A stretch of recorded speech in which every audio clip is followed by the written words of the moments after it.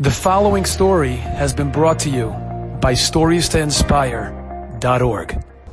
I remember one time I saw a Sadiq in Jerusalem.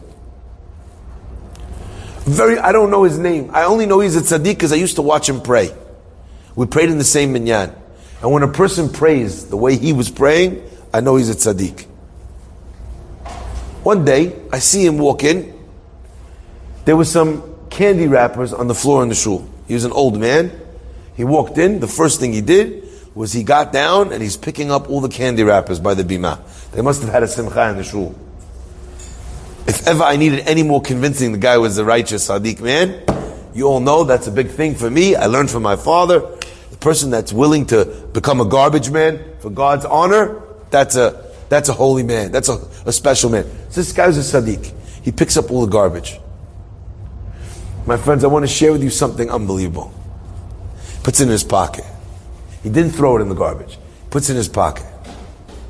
And I was wondering, why didn't he throw it away? Maybe 10 minutes later, I see at the doorway of the shul, who's walking into the shul? The kids that had thrown the wrappers down. The kids that had grabbed, that were at the simcha eating the lollipops. The man reaches in his pocket, and before they could notice, he throws the garbage back on the floor. And he waits for them to walk into the middle of the shul. And then in front of the children, without looking at them, he reaches down again, and he picks up the wrappers. And I just sat there, I was like, wow! You see, he wanted to pick up the wrappers in front of the children so the children should see a Sadiq, a reverent man picking up their garbage. But he wouldn't leave it until they came back because of the kavod of the Beit Knesset. So what do? You pick it up now for the kavod of the Beit Knesset, or you pick it up later to teach the children how to respect the Beit Knesset? What do? The answer is, you do both. He didn't say one word.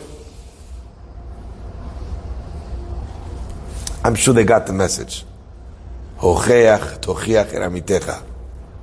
So the pasuk is telling you, there's a way of giving tochacha where lo tisa alav chet, you didn't even bring up the het. What do? You figure out how to be the silent example. How to pick up the garbage, how to be strict on Shabbat, how to walk in and maybe publicly turn your phone off before Shabbat and put it away. You're teaching by example. And you know what the advantage of teaching by example is? You never have to tell the guy who can't be wrong, you're wrong. It's so much easier to learn than to admit.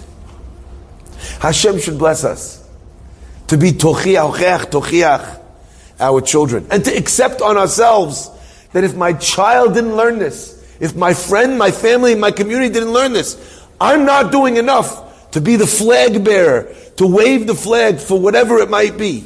I'm not doing enough to be able to illustrate, to show people a better way. Hocheach, tochiach. Hocheach, tochiach. Lo tisa alav chet. Act it, show it, be it. And then, Be'ezrat Hashem, the people will follow in the ways, and it will be easy to do so. Divrei chachamim, says the pasuk, benachat, the words of the wise are heard when they are gentle. And there is nothing more gentle than silence. Do the action. Show them the way it's done. And then they, Be'ezrat Hashem, will follow in your footsteps. Enjoyed this story? Come again. Bring a friend. StoriesToInspire.org